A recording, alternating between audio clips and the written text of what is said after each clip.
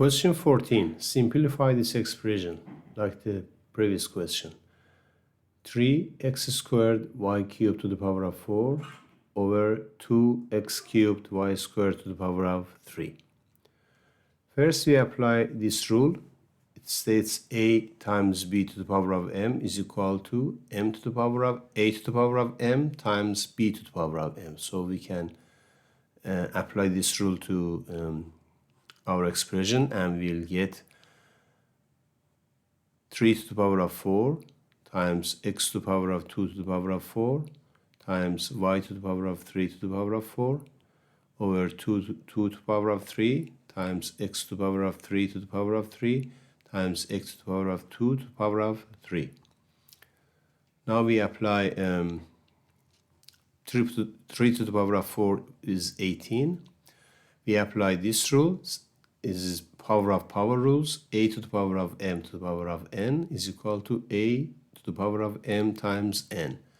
So x to the power of 2 to the power of 8 is x to the power of 2 times, x to the power of 2 to the power of 4 is equal to x to the power of 2 times 4, or x to the power of 8.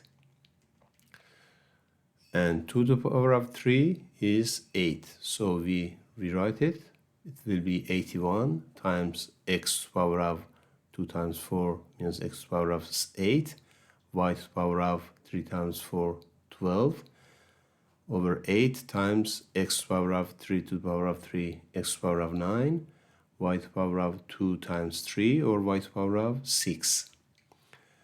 And we know another rule that states a to the power of m plus n is equal to a to the power of m times a to the power of n.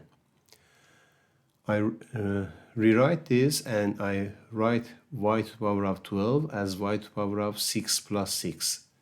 And also I write x to the power of 9 as x to the power of 8 plus 1.